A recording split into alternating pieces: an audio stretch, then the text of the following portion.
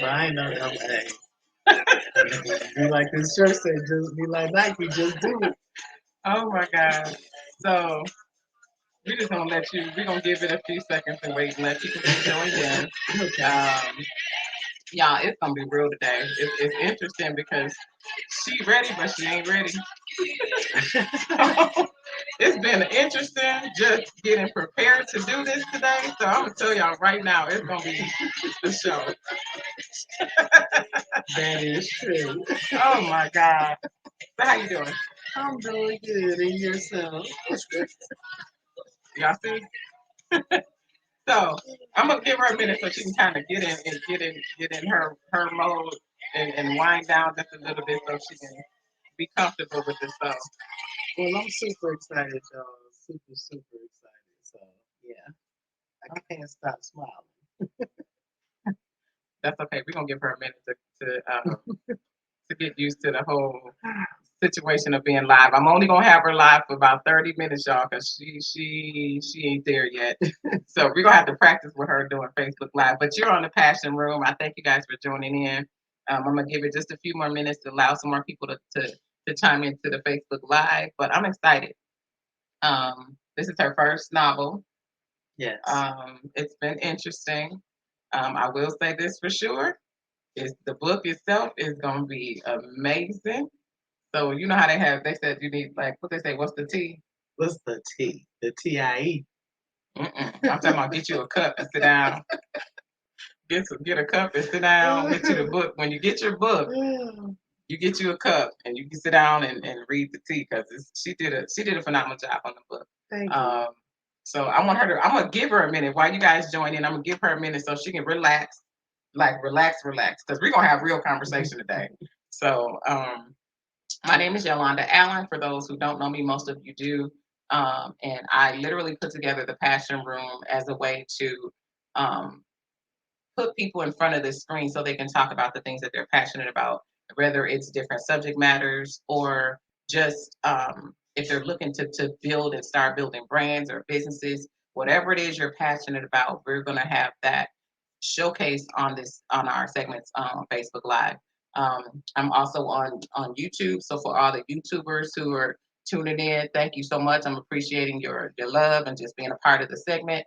And just want to go over just some brief information about the Passion Room because I'm going to be going live more frequently. I'm just working on the schedule of what topics we're going to be talking about, people we're going to be engaging with to talk about what it is that they're passionate about, what they're launching, things that they're involved in. And then also, I'm going to have different segments where I'm just kind of providing tips and tools for those of you who are just launching or just may need some tips to help you build whatever it is brand or ideas that you have. So again, I appreciate you being on Facebook Live. Again, I have the first time author, Miss Crystal Allen. How you doing? I'm good. Thank you. Very excited about my book. You ready? Yes, yes. Thank you for having me on the Passion Room. You ready? I am ready. Because I want you to be in your mode, like Crystal yes. mode. Oh yes. Like break it down, be in Crystal mode for Yes, real. ma'am. I don't want you to be uptight because y'all gonna see me in a minute. I'm gonna help her break it down, get used to this whole segment because I want her to be Crystal right now. No, better yet, I don't even want her to be Crystal. I want her to be Danielle. I'm glad you said That's that. what we're finna do. I can do Danielle. Because Danielle wrote this book. Yeah, Danielle wrote this book. Okay. Crystal is more professional. Danielle's more laid back. Trust me. So the person that wrote this book is the person I want to talk to. The person that wrote the book is the person I want y'all to hear today. Okay, girl. Is that all right? Is that all right? So I'm excited, like I said, about the book, the progress that you've made. Crystal has come, or Daniel, aka Danielle, has come a long way. Yes. Long way. She didn't want to do live. No. But my thing is sometimes the things that you don't want to do are those very things that's needed for you to move to your next level. So I'm excited about the fact that she was able to just kind of break some of those barriers and just kind of jump head first in and do some things that she's not comfortable with. But more importantly, the fact that she decided to go ahead and launch this book, I think it's very important. The message that she has in the book, and the fact that it's so transparent. Um, I think most people need that. You know, a lot of times when people, whether it's Facebook or books that they write or whatever, you get a character, you get the person they want you to see. And in this book, the person that you see is her. Yeah. That's who you get in this book, and I'm super proud of her for that.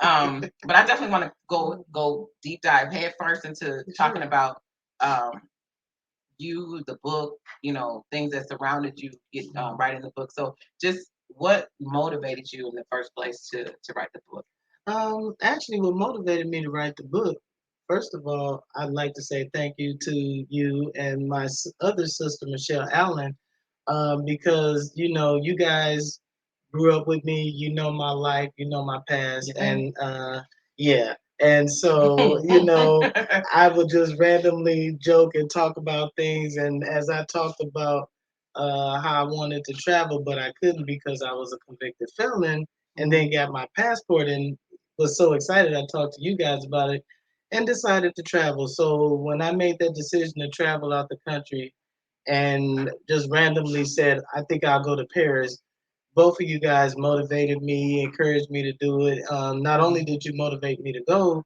you both motivated me to write a book. And after I gotten back from Paris, I went through some old letters that I actually saved from my prison stay. And in one of those letters, my sister wrote and suggested that I write a book. So I felt that was my sign and my time to write a book. Okay, I agree, and I think the best thing when it comes, we all have stories. Yes. Some of us, our stories are on the cover. We keep our stories to ourselves. We hope that nobody hears about it, don't know about it. But I think the best thing a lot of times that we can do is be transparent. And when you're transparent, people get to connect with you, that individual. Right. And I think in this book, that's exactly what you provided them with. And I'm going to make sure I made my business that the questions I asked do not go inside this book. So I'm going to stay on that path. But as I was reading the book, and I'm not going to go into any details, I was kind of like, oh yeah, ooh, that moment, yeah, this moment, and moments leading to you having to serve time in prison. A lot of times we have regrets. We're like, you know what, I wish I didn't do this. I Right. wish this had changed. Like, what if you could change some of the things that happened, if you could go back in time, like what would you actually change about your past experience? Well, I'm glad you asked me that because I've thought about that. What would I change? But then I had to think if I could change things, would it had ever led me to the road of going to Paris? I know for a fact, had I not went to prison, experienced the life experiences I went through, I wouldn't have never went to Paris. First of all, I was afraid to fly. So much less to travel outside the Y'all hear country. that? Did y'all? She ain't lying. I promise you. Okay. Yes, oh my Lord, yeah, no. I just felt like I wasn't right with Jesus to be in the sky falling out like that. But I'm just Okay. saying, Right, right. But uh when you realize the possibilities, you really start shooting for the stars, actually shooting for it. So Right. I thought, what would it be like to go to Paris? Okay, why not try? And I just made that a mission of mine was to focus on getting to Paris. And then I said, if I can make it to Paris, then I can write this book. So once I got back from Paris, it motivated me to write this book. Okay. And tips, hats off to you, just because um the average person is just gonna speak to or talk about things that most people want to keep in the closet. They won't expose that, or they'll make it look good. They'll make it look good. And that is so not the case in this book, y'all. Matter of fact, while helping work on this book, I read to a certain point, and because I'm like, you know what? I don't want to know this. So I just kind of got on past certain parts because I want to make sure I stay in that space with what I know about her. Girl, it was serious. It was But deep. It's it's deep. But like, how do you think going to and experiencing going to prison has both positively and negatively impacted you and your family? Well, let me start with the negative impact first. It negative impacted me because I didn't realize the hindrance of opportunities. For example, before I went to prison, I was in college. Well, when I tried to go back to college when I got out of prison because I was a convicted felon, I couldn't qualify for financial aid. Mm. Housing, trying to get housing. You have a criminal background. Renters don't want to rent to you. Right. Jobs. If you're a convicted felon, I don't care what it is, a job, an employer doesn't want to deal with you. So that was the negative impact for me. And then my family, because it took me away from my family, and then they had to suffer, as if they committed the crime themselves when, it was really my fault. So the positive impact, I would say, it made me more resilient. When I was able to get a job, I valued that job, gave that job my all, tried to be the most idle, positive employee to where they didn't want to fire me because I knew what I had in my past. So, and I knew I had that lingering over me, and I knew at any given time, and I have been walked out of jobs after showing that I was the idle employee. But for the fact that I had that background, they didn't want to take that chance on me. So, that it taught me to be resilient, to be a harder worker, to prove myself more, and to value when I do accomplish something. Don't take it for granted, because sometimes getting a good job, we take it for granted, not realizing if you got a background, you wouldn't have that good job. You know what I mean? So yeah. Okay. And I remember, like, almost like it was yesterday. Um, and I think I was telling you about this when I don't forgot how many sentences. All I know is I remember the judge saying he was going to jail. Yes. And I left the court hearing, and I went to work. I was actually working at the Hyatt at the time, and I think I was telling you this not too long ago. I left there, and like, just to keep my eyes from crying, like my eyes stayed bucked the whole time. I was trying to make sure nobody saw me because I had to get to my office. And I remember getting from the back door to my office, which seemed like it took forever. Girl, it seemed like it took forever. And I got in my office, and with me running the business center, I couldn't close the door. So I had to keep the door open.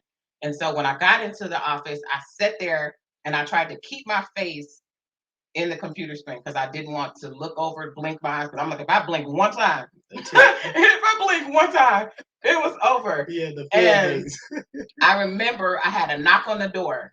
It was a knock on the door, and I didn't even want to look over. I just kept my head kind of buried in the computer, and I turned to my right, and I don't even know if y'all remember who this football player was, but Reggie White like came, knocked at my door, and he said, "It's gonna be okay." The late great Reggie White.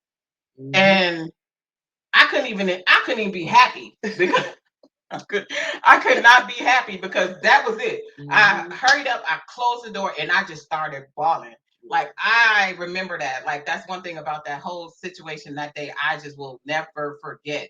And I wanted to enjoy that moment after the fact, after I thought about it, but it was just like they just sent my sister to prison. So that was for me, that was crazy. And not to mention, that was our first time being separated as siblings. Yeah. Because growing up as a tight knit family, and we never been apart from each other for any extended period of time, and we never experienced anyone close to us going to jail or prison. So, I even talk about that in the book, the feeling of, getting sentenced, and I couldn't hug you guys. Once they sentence you, they just haul you off to the back.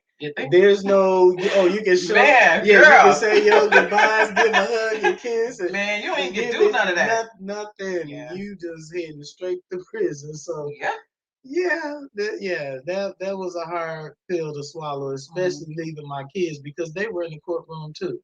So even though they didn't understand it, they didn't realize that they wasn't gonna see their mom for a bit, for a little bit. So yeah, it was hard. That was one of the hardest moments actually ever for me.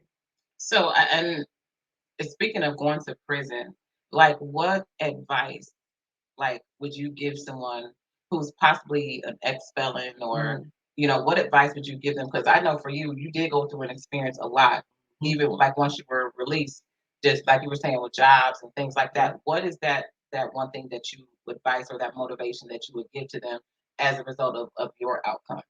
Well, for me, all roads lead to God, believe it or not, because you got to put Him first. You try to figure things out and you can't. You need some type of guidance, some type of structure. And I just had to focus on him and let him guide me because me trying to figure it out, scheme and doing myself, I don't care how much of a hustler I thought I was, I couldn't pull it off, you know. And once I humbled myself and realized that, things started to fall into place for me. You know, one of the things I did was I went back to church. Yeah, thanks. I started volunteering in the community. Okay, I'm trying to get. You got to get back to the community. Right. You know, you can't just expect to come back out here after hurting your community and think your community is just going to embrace you. You can't do that. So my advice would be, you know, try to give back to the community you may have hurt. You know, not only that, but connect yourself to positive people. You got to change your environment. You can't go back out here into the same routine, same group of people and expect the difference. It's not going to happen. So, you know, I had to focus on my family. I had to change my routine. It was a long road. I mean, it took years, rejection, depression. It took a lot. But at the end of the day, the one main thing that stayed steadfast for me was staying focused on God. You know, I did a lot of praying, meditating, um, reading. You gotta always try to uh, provide yourself with knowledge. Give yourself knowledge. Uh, don't think you know it all because you don't. So always try to feed yourself with knowledge that'll better you as a person, better your spirit, better your surrounding, anything that will better you as a person. Period. That's what you need to be focused on. So. Right. And you said one thing, and it's crazy how we always end up back in church. Yeah, it takes you back. And being and the one thing, and I'm gonna bring this up because it was in there. You brought up about being a PK kid. Like the expectation of us is real. Yeah, it is. It's real, and it's like they you. That's a whole nother conversation that we're gonna have maybe at another time if possible. That could be a book within itself because you know people don't understand being a PK kid. You know different than anybody else, but the expectations that's put upon you, you know, it's a lot. It is a lot because everybody watch what you do. They, you know, you don't do anything different than they kid done, but you're gonna be judged more highly. So, but at the same time, though, I'm grateful for it because I feel like being a PK, you always prayed over, you know, cause that pastor, I call my daddy Pastor Daddy. That's his nickname. And he always prayed for me. So there's those advantages. Trust me, I didn't realize it as a kid, but as I got older, I can appreciate it now. You know, because imagine all the kids and young people out there that don't have refuge, nobody to turn to, no guidance. You know, that's what I find solace in prayer. If there's nothing else I can do, that's the one thing I can do is pray. So that has been my constant.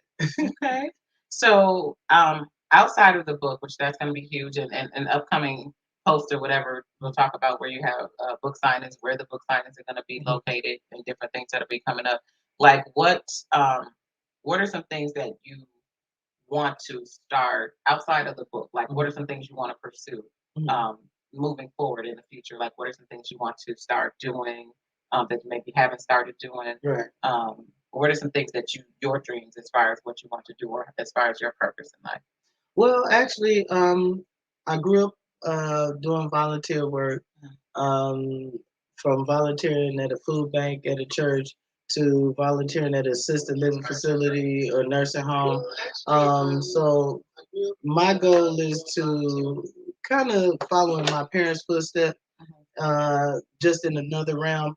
There's one thing I have noticed that there are a lot of people that need medical equipment, medical supplies, and although they may have insurance, insurance doesn't cover everything. I learned that when I broke my ankle back in 2020, February 2nd, 2020. Oh, you remember that? Yes, okay. Never will forget it. Going into work, my second job slipped on some ice, and you know, I didn't want to pay for a wheelchair because I knew I expected to walk again. So I found a great foundation that, you know, provide medical equipment. And So it gave me an idea to basically start what they're doing, start a free rental program where I can provide medical equipment and supplies to people who can't afford it. So that's where I'm headed right now. You know, yeah. So I'm pushing for you. I'm confident that you're gonna do it. Just like you read the new book. And definitely looking forward to whatever you decide to do or whatever your endeavors are in the future. And with that, it was just there was a thing I was looking up before I left the office today, and it was a poem by Les Brown, and it was talking about it said the graveyard, and I opened that up because I don't want to forget it. It says the graveyard is the richest place on earth because it is here that you will find all hopes and dreams that were never fulfilled, the books that were never written, the songs that were never sung, the invitations that were never shared, the cures that were never discovered, all because someone was too afraid to take that first step. Keep with the problem or to determine to carry out their dreams.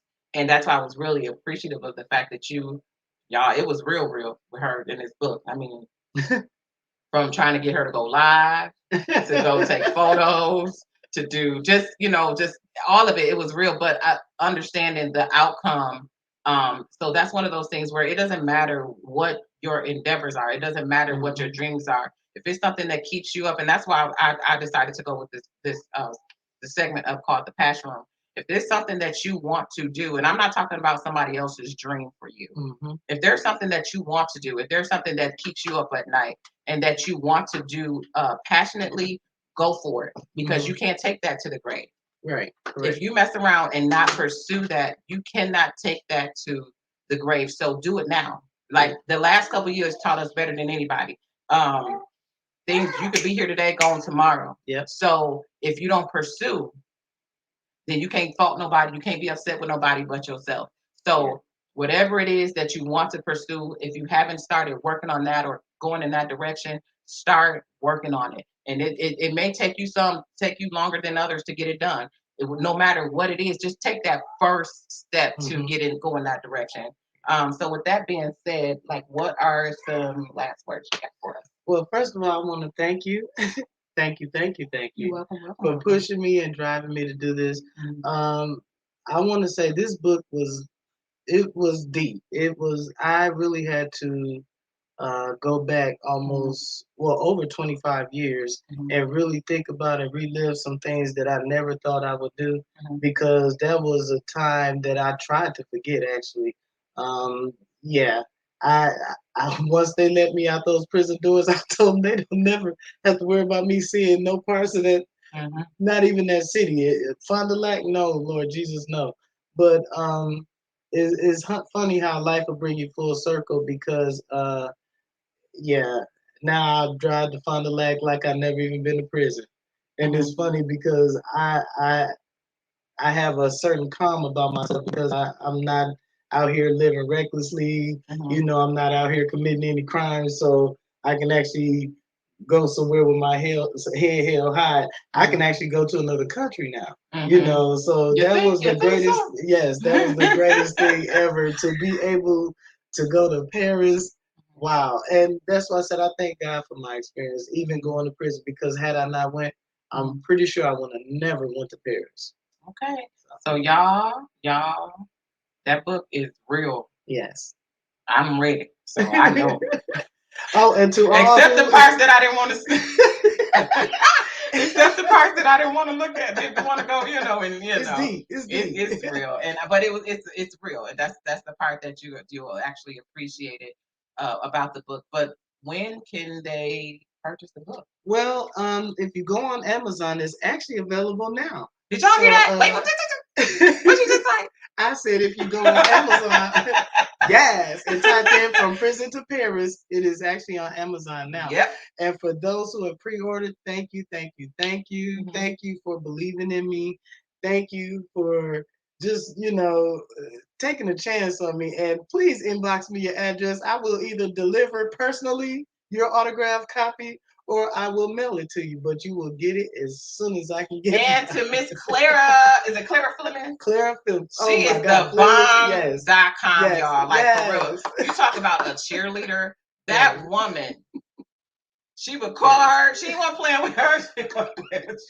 No, she wasn't playing with her. yeah. You were going to get this book done. Yes. You're going to get this book done. Yes. So shout out to Miss Clara Flemings. You are the bomb. We appreciate you so much. Thank you. And again, the book is available. It's live. It's ready for purchase. So go to Amazon, look up From Prison to Paris, and you can put your order in for your book.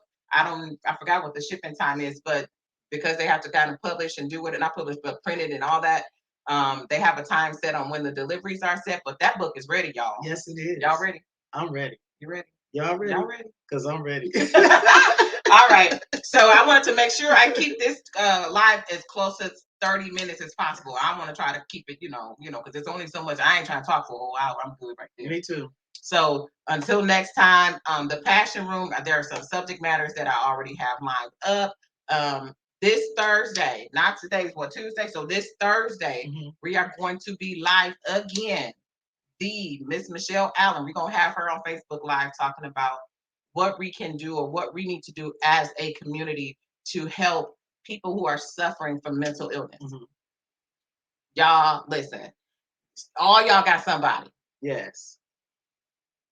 All of those guys. Now we're not gonna play with that. Everybody I know somebody that's struggling with mental illness. So y'all can play with it if you want to, or we can come up with a solution and come up with ways to be a better resource, be more present, have more of a listening ear.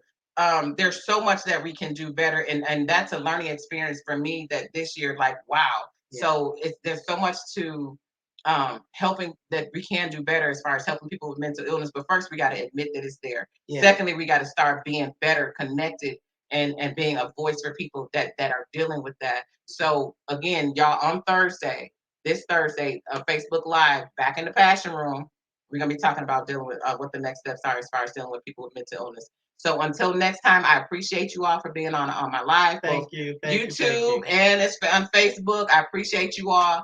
And then I'll see you all again next Thursday. No, not next Thursday. This week Thursday. I'll repost it so you can see it. But this Thursday, we'll be back live in the Passion Room. Have a great day, you guys. Bye-bye.